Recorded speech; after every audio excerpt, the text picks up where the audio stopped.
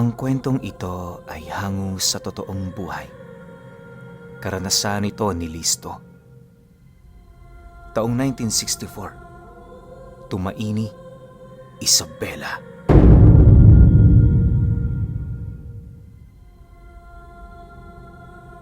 Itong mga panahong ito, naninirahan malapit sa may bundok ang pamilya ni Listo. May isang maliit silang nayon sa lugar na yon, kung saan karamihan sa mga nakatira, kadugo nila. Tahimik ang lugar na yon, kahit payak ang pamumuhay, mapayapa naman. Maganda rin ang tanawin sa lugar, lalo na kung sumasapit ang hapon at bukang liwayway. Ang tanging ikinakabuhay nila noon sa nayon, kundi panunulo ng mga hayop, pagsasaka. Ayon kay Listo, wala naman talagang nakakatakot sa lugar na yon, maliban sa isang kwentong kanyang naririnig sa mga kadugo nilang ilang dekada nang naninirahan sa nayon. Ayon sa mga ito, mula pagkabata nila hanggang sa pagtanda, minsan hindi nila malimot-limot ang tungkol sa karong dumaraan, hila-hila ng isang itim na baka. Kapag dumaraan ito, merong nangyayaring hindi kaaya-aya. Mariinding inilahad ng mga matatandang yon, huwag magpakakampante ang kanilang henerasyon dahil sa hindi pa yun muling nagpaparamdam sa kanilang lugar. Ang kinakailangan nilang gawin, manalangin at umasang wag na yung babalik. Dahil sa mga istoryang kinalakihan na niya, kung kaya't hindi pa man niya nakikita, naniniwala na siyang totoong umiiral ang karong yon. Ultimo nga yung tatay niya, mariin itong pinatunayan, buhat sa mula din ng pagkabata nito, nakatatak na ang ganoong kwento. Ayon sa ama ni Listo, gumagala ang nilalang na yon sa lahat ng dako ng bundok na nagsisilbing gulugod ng bansa. Walang nakakaalam kung ano ang eksaktong ginagawa nito sa kadahilan ng napakailap nito sa tao. Kung meron man yung masisilayang tao, paniguradong hindi na rin ito mabubuhay pa para magpatotoo. Dagdag pa ng kanyang ama na kapag nadapo yun sa lugar nila, meron isa sa kanilang kanayon ang nagkakaroon ng malubhang karamdaman na siya namang ikinamamatay nito. Naniniwala sila na ang karamdamang tinataglay ng taong yon nanggaling sa nilalang na nakasakay sa loob ng karo. Dahil sa mga kwento nito, nagsilbi yung babala para kay Listo. Kahit alam niyang nanunulo siya tuwing gabi, mariin niyang hindi kinakalimutan ang hangganan ng lugar na maaari niyang puntahan. Sa pagsapit ng buwan ng tag-init, iginugol nila ang kanilang oras sa pagtatanim ng mga mais. Bukod kasi sa kanilang kikitain matapos nila yung ibenta, magtatabi rin sila roon ng ilang sako para gawing pamalit sa bigas kung sakali mang maubusan sila. Habang abala sila sa gawain nilang yon, nagkataon namang may nakasama silang isang matandang lalaki na hindi rin nalalayo sa kanilang pamilya. Paglapit nito sa kanyang ama, patago naman yung nagsenyas sa kanilang dalawa, kung kaya't agad din naman nila itong nilapitan. Sa pagdating nila sa kinaroroonan ng matanda, bigla namang napatahimik noon si Listo nang marinig niya yung magwika sa kanila ng, "Dobleng pag-iingat. Huwag niyong kakalimutan, dumaraan ang karo tuwing malapit na ang Biyernes Santo. Balaan niyo ang iba. Sabihin ninyo, ako ang nagpapasabi nito sa kanila." Nang marinig naman nila Listo ang sinabi ng matanda, wala naman silang ibang nagawa kundi ang sumang-ayon. Matapos itong maibahagi sa kanila ng matanda, dali-dali naman yung tumungo sa iba pang lugar para ipakalat ang balita. Nang silang dalawa na lamang doon ang natira, mariin naman nilang pinag-usapan ang tungkol sa mga bagay na kanilang narinig. Halos sa kauna-unahang pagkakataon kasi, narinig niyang magbabala ang matandang yon ukol sa nakaambang panganib ng Karo. Isipin ninyo, mula pagkabata ni Listo, purong mga kwento pa lamang ang kanyang naririnig ukol dito.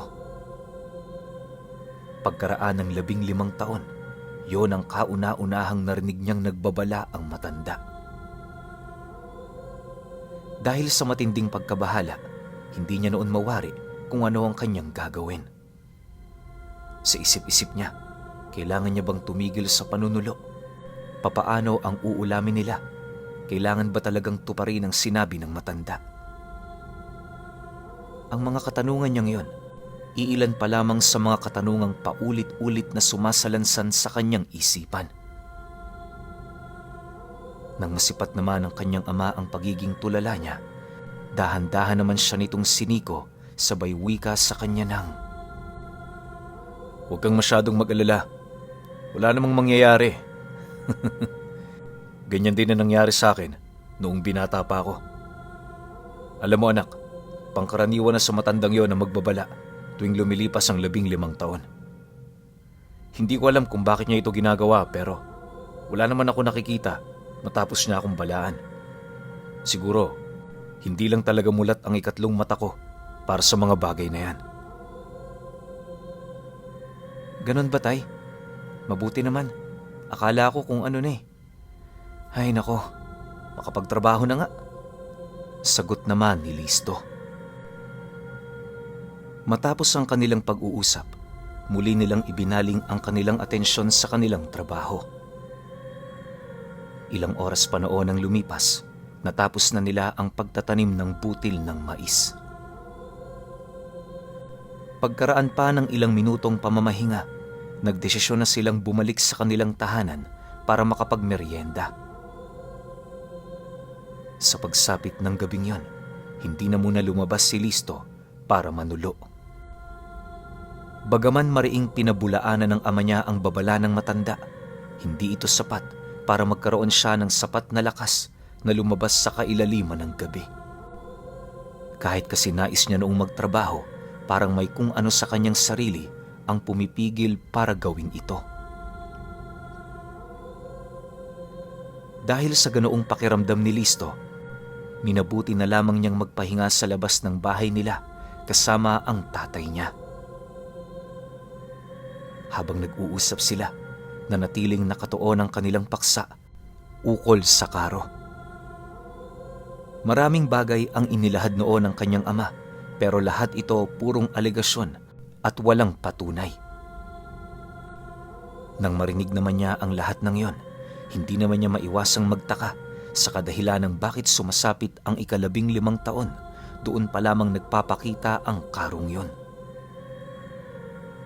Hindi niya alam kung marami ba yung baryong binibisita o may mga lagusan yung pinapasok, marating lamang ang mga lugar na milya-milya ang layo sa kanila. Dagdag pa ni Listo na kung talagang totoo ang Karo, hangad niyang makita ito. Sa pagpapatuloy ng kanilang pag-uusap, nagdesisyon na nga silang pumasok para magpahinga. Sa paglipas ng mga gabi, nagpatuloy ang katahimikan sa kanilang lugar. Unti-unti na ring nawawala sa isipan ni Listo ang tungkol sa paglitaw ng Karo hanggang sa sumapit ang Biyernes ng gabi, 2 araw bago magsimula ang Lunes Santo.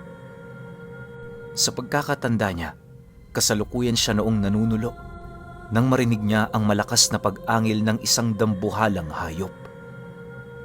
Wala siyang ideya kung ano yan, kaya naman ang ginawa niya, dahan-dahan tumungo sa labasan ng kakahuyan para hanapin ito. Habang nagmamasid siya sa paligid, agad naman niyang pinatay ang sulo nang sa gayoy maitago ang kanyang kinaroroonan kung sakali mang isa palang mabangis na hayop ang umaangil noong gabi. Makalipas lamang ang ilang minutong pagmamasid sa paligid, laking gulat na lamang niya nang may masipat siyang isang malaking baka na mayroong 4 na sungay sa ulo. Kakaiba rin ang mga paa nito, gawa ng bukod sa bumabakat roon ng mga kalamnanang nilalang. Meron din yung mga matatalas na kuko, malayong malayo sa pangkaraniwang paa ng isang baka. Sa itaas nitong bahagi, doon niya nasilayan ang mga kadena at tanikalang nakalaylay. May mga nakabaong kadena sa kalamnan ng nilalang na yon, pero nakapagtatakang hindi niya yon nararamdaman. Ang mas labis pa noong ikinagulat ni Listo ay noong masipat niya ang bakang may inamoy sa damuhan na siya namang naging sanhi upang mamatay ang lahat ng halamang nasa paligid. Pagkagawa noon ng baka, doon pa lamang niya nakita ang nasa loob ng karong hila-hila nito. Ayon kay Listo, hindi siya sigurado pero parang may nilalang sa loob ng karong yon na animoy nagpupumilit na lumabas. Bagaman napakadilim ng buong paligid at pinalilibutan ng itim na kurtina ang karong yon, kitang-kita niya ang nilalang dahil sa pilit nitong paghawi sa mga telang nakabalot dito. Maya-maya pa, nang makalayo na yon sa kinaroroonan niya, bigla na lamang nawalan ng lakas ang tuhod niya. Pagkabagsak niya noon sa lupa, unti-unti namang nanginig ang kanyang katawan na parabang hindi na ito kaya pang iproseso ng kanyang utak. Sinubukan niya pa noong pakalmahin ang kanyang sarili, ngunit patuloy pa rin niyang nakikita sa kanyang memorya ang nilalang na yon. Maya-maya pa, nang medyo kumalma na siya, dahan-dahan naman niyang binagtas ang daan pabalik sa kanilang nayon. Minabuti niyang dumaan sa kakahuyan nang sa gayoy hindi siya matunugan ng nilalang na yon.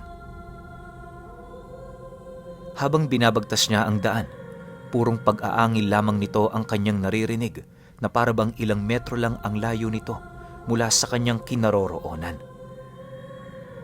Hindi naglaon nang marating na niya ang lugar kung saan kitang-kita ang kanilang nayon. Doon niya nasilayan ang baka na tumigil sa harapan ng isang kubo.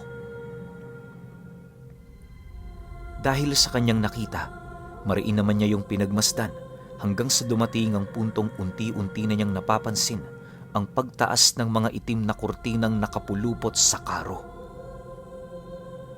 Pagsilay niya sa loob nito, doon niya nakita ang isang taong balot ng itim na kasuotan na merong napakahabang buhok.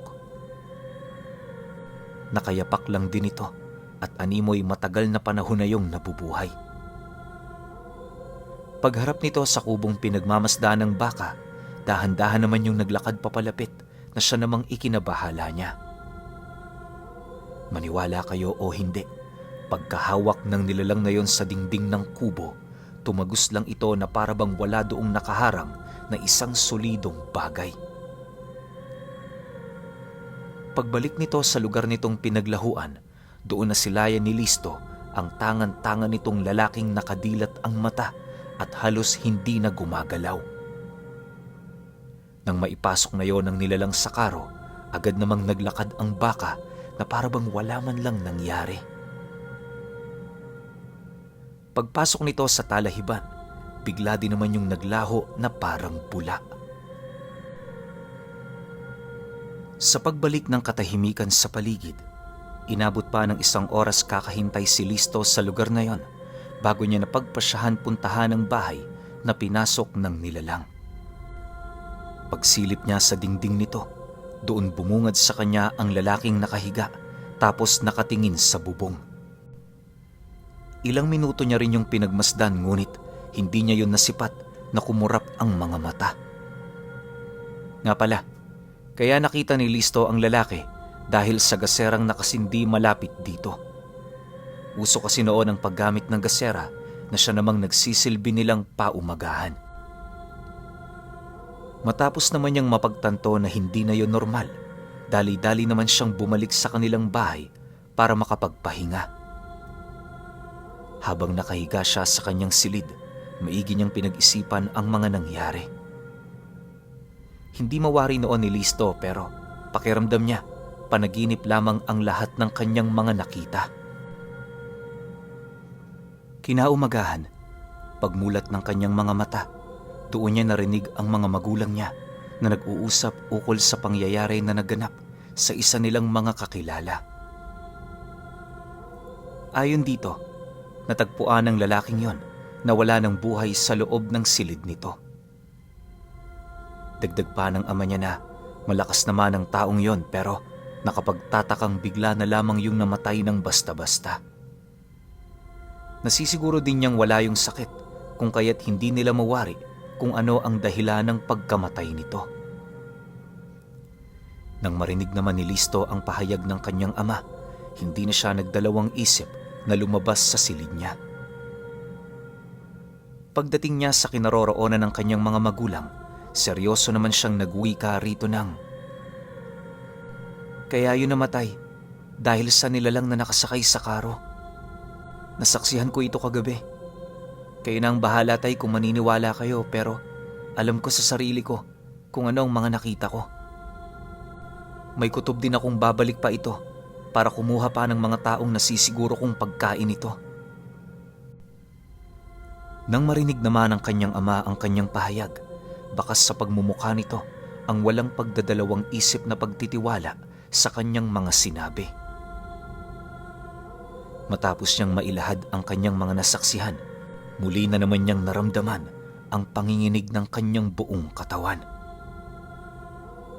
Pagkapansin ng kanyang ama na namumutla na siya, agad naman siya nitong nilapitan para mapakalma. Ayon dito, naniniwala yon sa kanyang mga sinasabi dahil hindi naman siya maglalakas loob na gumawa ng kwento lalo pat may namatay sa kanilang lugar. Dagdag pa nito na, anuman ang kanyang nakita sa nilalang na yon, unang beses itong maganap sa loob ng mahabang panahon. Para hindi na magkaroon ng karagdagang takot sa kanilang lugar, minabuti ng pamilya ni Listo na sarilihin na lamang ang kanilang mga nalaman. Sa paglipas pa ng mga araw, habang abala sa paglalamay ang iilan sa kanilang mga kakilala, panay naman ang kanilang ginagawang pagmamasid. Si Listo noon, hindi na muna nanulo sa takot na baka masalubong niya ang nilalang sa kakahuyan. Pagtungtong ng gabi ng Huwebes Santo, sakto naman noong nakilamay sila. Habang naghihintay sila ng panggabing pagpapanalangin sa patay, meron siyang nakitang kakaiba sa labas ng bahay ng yumao. Ilang ulit pa yung pinansin ni Listo hanggang sa muli niyang naramdaman ang takot noong nasipat niya ang karo. Pagsilay niya sa isang lalaking naglalakad, halos kumalas na sa kanyang katawan ang kanyang sariling wisyo dahil siguradong sigurado siya na yung taong yon ang nilalang na pumatay sa lalaking pinaglalamayan na. Pagdating nito sa kinaroroonan ng patay, nasipat niya kung papaano kumarit ang matatalas nitong kuko sa gilid na bahagi ng kabaong.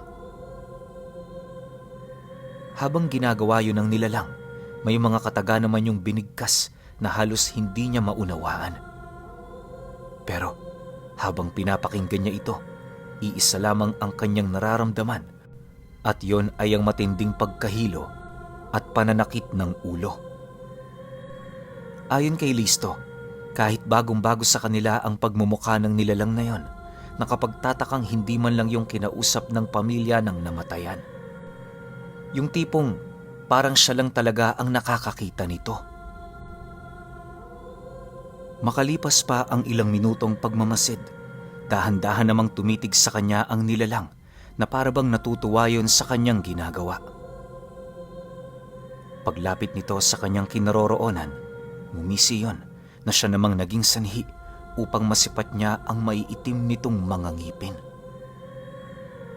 Habang dahan-dahan yon sa kanyang lumalapit, unti-unti na rin siyang nakakarinig ng mga nakakalulang bulong sa kanyang isip. Nakarinig na ba kayo ng klase ng engkantasyon na pabulong na sinasabay ang bigkasi ng maraming tao? Ganon na ganon ang narinig noon ni Listo noong mga oras na yon. Maya-maya pa, paglisan nito sa harapan niya, narinig niya yung nagbabala sa kanya ng, "Huwag mong ipagkakalat ang iyong mga nakita. Papatayin kita, tapos isusunod ko ang lahat ng iyong pamilya." Matapos naman niyang marinig ang sinabi nito, Tumangulang naman siya habang patuloy sa panginginig ang katawan niya. Nang masipat naman ng lalaki ang kanyang sagot, dahan-dahan naman itong hinawakan ng kanyang buhok habang naglalakad papalabas ng lamayan. Sa pag-alis nito, muli niyang narinig ang pag-angil ng baka, indikasyon na nasa labas lang yon ng bahay. Ang ipinagtataka niya, maraming tao roon, kaya imposibleng basta-basta na lamang yun roong ibalandra ng nilalang. Sa pagpapatuloy ng kanyang pagramdam, laking gulat na lamang niya nang mapansin niya ang pagkalas ng kanyang buhok sa parteng hinawakan ng lalaki. Nang masipat naman yon ang kanyang ama, gulat na gulat naman ito dahil sa nakapagtatakang nangyari sa kanya. Makalipas pa ang ilang minuto, bigla na lamang nanginig ang kanyang buong katawan na siyang naging sanhi upang tuluyan ng kumalas ang kanyang wisyo. Kinaumagahan noong mismong gabing yon, doon pa lamang bumalik ang malay ni Listo. Nadatnan niya ang kanyang sarili sa kanyang silid kung saan doon bumungad sa kanya ang 2 albularyong nagtutulong-tulong para gamutin siya. Ayon sa 2, maswerte pa rin siya kahit papaano dahil panlalason lang ang ginawa sa kanya ng nilalang na yon. Kalimitan kasi sa mga nagiging sakses sa pag-iral nito, kung hindi yun pinapahirapan ng nilalang, agad yung namamatay ng walang dahilan. Naniniwala rin ng mga albularyong yon na ang ginawa nilang pasikreto sa lihim ng nilalang na nakasakay sa karo ang maaaring isa sa mga rason kung bakit siya nakaligtas. Dagdag pa ng mga ito na, bagaman malayo na siya sa panganib, mas mainam pa ring wag siyang magpakakampante. Matapos ang panahon ng Semana Santa, unti-unti nang bumalik sa normal ang nayo nila. Siya noon, minabuti na niyang magpakalbo upang hindi na mapansin pa ang parte ng kanyang ulong hindi na tinutubuan ng buhok. Sa paglipas ng mga araw, walang ibang ginawa noon si Listo kundi ang magpasalamat sa ama dahil sa pangalawang buhay na ibinigay nito. Nang mapagtanto naman niyang wala na sa kanilang lugar ang nilalang na nakasakay sa karo, doon na siya nagpasyang bisitahin ang matandang nagbigay sa kanila ng babala. Lahat ng mga sinabi nito ay kanyang pinatunayan na siya namang ipinagpasalamat ng matanda. Sa loob ng ilang araw nilang pag-uusap, napag-alaman din niyang may pagkakahalintulad ang nangyari dito at nangyari sa kanya. Mula noon, naunawaan ni Listo kung bakit tuwing 15 taon naging panata na ng matandang yon ang magpalaganap ng babala. Hindi sa nananakot ito, bagkus ay para mabigyan ng kaisipan at ideya ang mga pangkaraniwang tao ukol sa mga totoong nangyayari sa lugar nila. Matapos ang halos ilang araw nilang pag-uusap, ramdam naman niyang nagkakasundo na sila. Mula noon, palagi nang binibisita ni Listo ang matanda kasama ang kanyang ama. Tumutungo lang sila roon para makipag-usap at para makisalo tuwing nagmemeryenda ito. Sa pagtungtong ni Listo sa tamang edad, nagdesisyon na siyang mag-asawa. Wala namang pagtututol ang kanyang ama sa kadahilan ng naniniwala ito. Isa yon sa mga dahilan kung bakit tayo nabuhay sa mundo. Nang maikasal na sila ng kanyang asawa, minabuti na rin nilang bumukod na. Nagtayo sila ng barong-barong malapit sa dati nilang tahanan para naman kahit papaano may malalapitan sila sa oras ng pangangailangan. 5 taon pa ang lumipas nang magkaroon ng supling si Listo, napilitan na silang umalis sa nayon. Hindi sa naghihirap sila sa lugar na yon, bagkus ang nais niyang mangyari, mailayo roon ang kanyang mga anak. Ayaw niya kasing maiparanas pa ang kanyang mga naranasan sa kanyang mga supling. Awa naman ng Diyos, pagkalipat nila noon sa bayan, nagkaroon sila ng magandang pwesto na maaari nilang pagnegosyohan. Magmula noon, hindi na sila umalis sa lugar hanggang sa lumaki na ang kanyang mga anak. Lumipas ang unang 15 taon na meron na siyang pamilya. Wala namang nagparamdam na kakaibang nilalang sa lugar nila. Lubos siyang ipinagpasalamat ni Listo sa kadahilan ng simulat sa pool, yun na talaga ang nais niyang mangyari. Nang tumungtong na sa hustong gulang ang kanyang mga supling, doon pa lamang siya tuluyang nakampante. Ni minsan, hindi rin binahagi ni Listo ang tungkol sa kanyang mga karanasan hanggang sa tumanda na siya ng husto, kung saan doon na niya unti-unting nararamdaman ang nalalapit niyang katapusan. Kahit patay na ngayon itong si Listo, nanatili pa ring umiiral ang kanyang kwento tungkol sa kanyang naranasan noong minsan niyang masulyapan yung Karo.